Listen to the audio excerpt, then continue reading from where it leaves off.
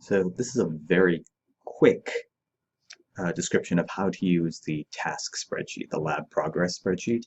So as I said before, it's very important that every time you do something for the lab, you fill this in just so that I have a sort of record. We all have a record of all the work you did, which will come in handy at some point when I have to tell people what kinds of great work you did for the lab, particular future employers or admissions committees, that kind of thing. All right, so let's suppose, so continuing an example I used earlier in one of the Stata videos of supposing I was working on the climate and power project, which you may remember.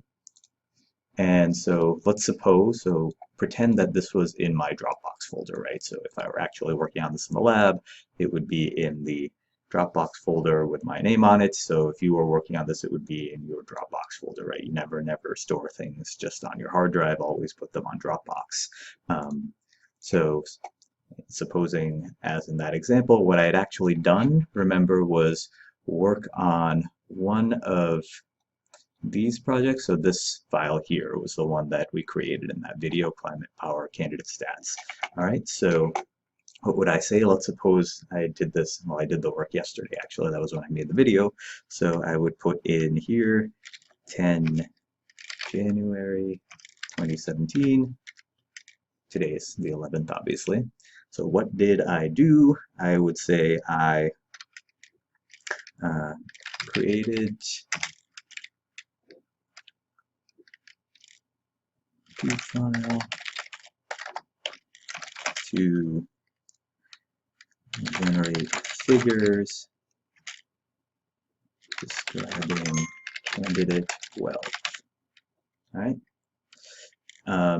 So that's sort of thing. And then if I were to work on it further, I would say specifically, so suppose I worked on it today and I were to add some additional figures, I would make a new entry for today and then sort of describe, try to be as precise as possible. Don't worry about writing paragraphs, but don't also be concerned about keeping it too concise. Just sort of give me a description of what you did, but I would add precisely what I did, what I added to the file here. So the project, I would say climate power, right? So that's sort of the stub. And then here, just to make it really clear exactly what I was doing, I want to link to the file. So the way you do this, if you have Dropbox installed on your computer, as I do, at least for the PC version, what you can do is right-click on it and scroll down here on the menu to copy Dropbox link. So this is nice because anybody can open this link and get that file. Right, so it generates a link, I'll paste it over here. Now if I'd been working on additional files, let's suppose I had, doing this had involved also, for example, putting together a spreadsheet, I could link to that as well. Now if you don't have the Dropbox application, I believe you can go to the Dropbox website.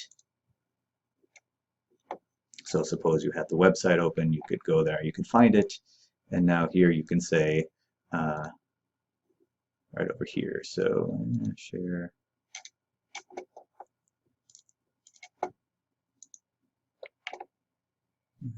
Blah, blah, blah. Well, all right. If you, right over here, copy a link. See, so you can, even if you don't have Dropbox on your computer, you can get the link to that file. All right. That's it. That's all there is to it. So make sure every time you do something for the lab, you sort of update the spreadsheet here. So we'll have a nice running log of everything you've done. All right.